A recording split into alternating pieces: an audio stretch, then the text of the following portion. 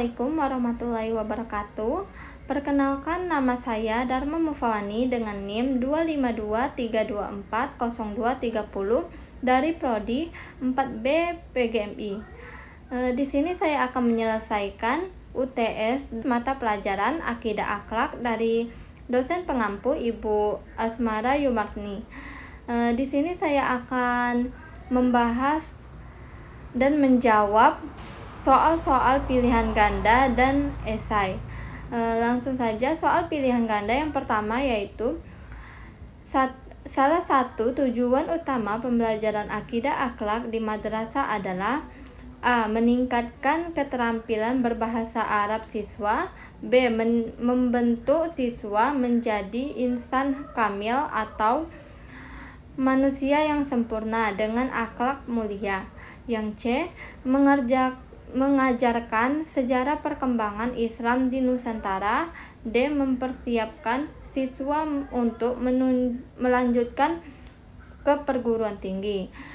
Jawaban saya adalah B. Membentuk siswa menjadi insan kamil atau manusia yang sempurna dengan akhlak mulia. Karena pembelajaran akidah akhlak tidak hanya berfokus pada pengetahuan tetapi juga pada pembentukan karakter.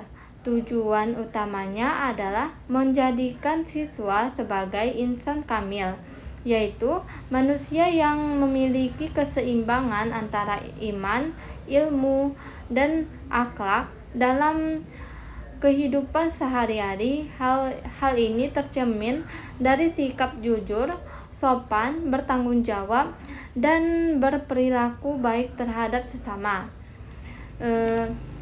Yang kedua, metode pembelajaran yang paling efektif untuk menanamkan nilai-nilai akhlak adalah A.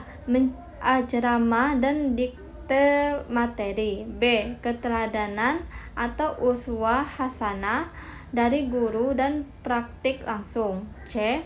Memberikan hukuman yang berat bagi pelanggar. D. Menghafal dalil-dalil tanpa memahami maknanya. Jawaban saya adalah B. Keteladanan atau uswah hasanah dari guru dan praktik langsung. Penjelasannya, karena dalam pembelajaran akhlak, metode yang paling efektif adalah melalui contoh nyata.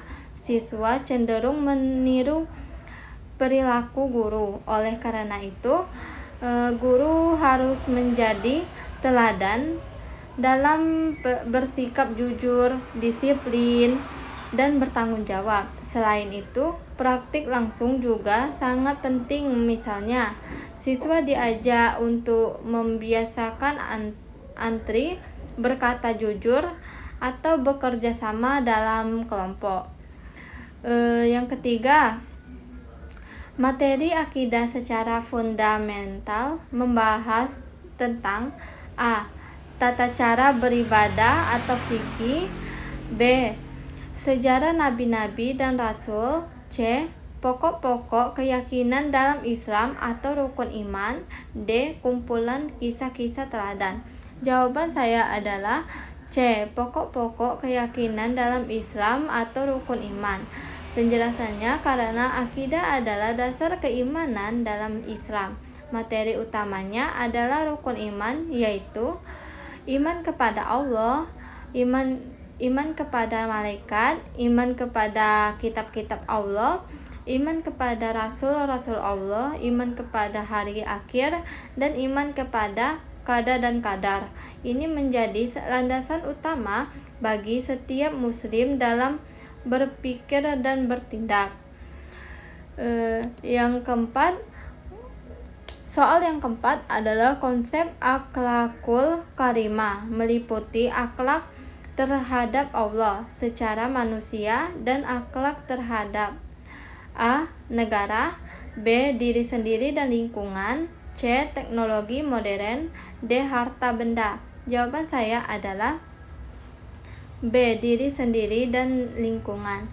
Penjelasannya, akhlakul karimah merupakan perilaku mulia yang mencakup seluruh aspek kehidupan manusia.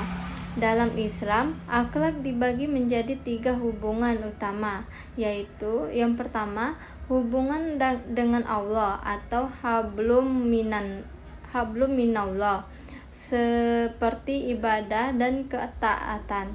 Yang kedua, hubungan dengan sesama manusia atau hablum minannas, seperti saling menghormati dan tolong menolong. Yang ketiga, hubungan dengan diri sendiri dan lingkungan, seperti menjaga kesehatan, disiplin, menjaga kebersihan dan kelestarian alam. Hal ini menunjukkan bahwa Islam mengajarkan keseimbangan antara hubungan spiritual, sosial, dan lingkungan. Soal yang kelima, pendekatan pembelajaran berbasis masalah atau diskusi kasus nyata bertujuan mengembangkan dimensi A. Kognitif atau pengetahuan, B. Afektif atau psikomotorik, sikap dan praktik, C. Linguistik atau bahasa, D. Numerik atau berhitung. Jawaban saya adalah B. Afektif dan psikomotorik atau sikap dan praktik. Penjelasannya adalah pendekatan ini mengajak siswa untuk terlibat langsung dalam memahami dan menyelesaikan masalah moral yang terjadi di kehidupan nyata, seperti kenakalan remaja. Dengan metode ini, siswa tidak hanya memahami secara teori atau kognitif, tetapi juga mengembangkan sikap afektif seperti empati, tanggung jawab, serta tindakan nyata atau psikomotorik dalam kehidupan sehari-hari. Oleh karena itu, metode ini sangat efektif dalam pembentukan karakter. Selanjutnya, soal esai. Yang pertama, jelaskan secara singkat perbedaan esensial antara konsep akidah akhlak dalam ajaran Islam serta bagaimana kedua konsep tersebut saling berkaitan dalam pembelajaran di madrasah. Jawabannya adalah akidah adalah keyakinan dasar dalam Islam yang berada dalam hati, seperti iman kepada Allah dan rukun iman lainnya. Sedangkan akhlak adalah perilaku nyata yang mencerminkan keyakinan tersebut dalam kehidupan sehari-hari.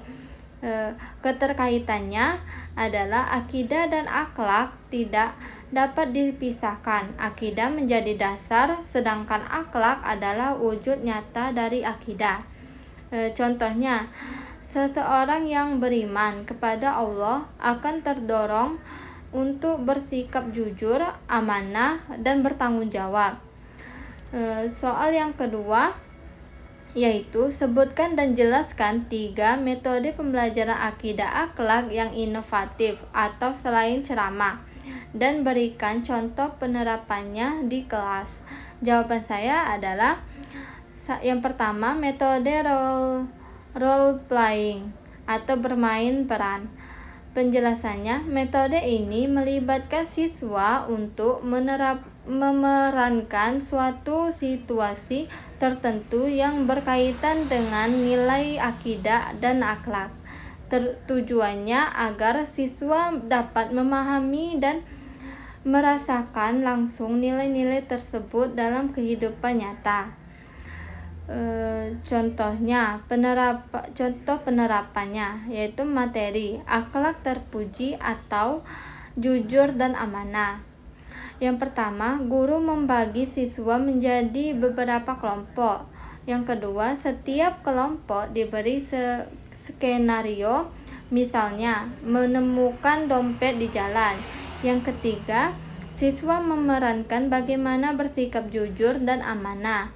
Yang keempat, setelah itu dilakukan diskusi untuk merefleksikan sikap yang benar. Yang kedua, metode problem based learning atau PBL. Penjelasannya, Metode ini menekankan pada pemberian masalah nyata yang harus dipecahkan siswa, sehingga mereka berpikir kritis dan mengaitkan nilai akidah akhlak dengan kehidupan sehari-hari. Contoh penerapannya yaitu materi, menghindari sifat iri dan dengki. Yang pertama, guru menyajikan kasus. Seorang siswa merasa iri karena temannya selalu juara kelas. Yang kedua, siswa diminta menganalisis apa penyebab iri, apa dampaknya. Yang ketiga, bagaimana cara mengatasinya menurut ajaran Islam. Siswa mempresentasikan solusi, lalu guru memberikan penguatan. Yang terakhir, metode project based learning atau pembelajaran berbasis proyek. Penjelasannya, metode ini mengajak siswa membuat proyek nyata yang mencerminkan nilai akidah dan akhlak, sehingga pembelajaran lebih bermakna dan aplikatif. Contoh penerapannya yaitu materi akhlak peduli sosial. Yang pertama, guru memberi tugas proyek gerakan Jumat berbagi. Yang kedua, siswa merancang kegiatan seperti mengumpulkan donasi atau makanan. Yang ketiga, mereka melaksanakan kegiatan dan membuat laporan atau refleksi. Yang keempat, hasil proyek dipresentasikan di kelas. Soal yang ketiga yaitu dalam konteks penilaian pembelajaran akidah akhlak, apa yang dimaksud dengan penilaian otentik? Mengapa penilaian ini dianggap lebih relevan untuk mata pelajaran akidah akhlak dibandingkan penilaian tes tertulis biasa? Jawabannya adalah penilaian otentik adalah proses penilaian yang menilai kemampuan nyata siswa secara menyeluruh, sikap, pengetahuan, dan keterampilan melalui tugas-tugas yang mencerminkan situasi kehidupan sehari-hari. Dalam pembelajaran akidah akhlak, penilaian ini tidak hanya melihat apa yang siswa ketahui, tetapi juga bagaimana mereka bersikap dan berperilaku sesuai dengan nilai-nilai Islam. Mungkin itu saja yang dapat saya jelaskan. Saya akhiri. Wassalamualaikum warahmatullahi wabarakatuh. Terima kasih.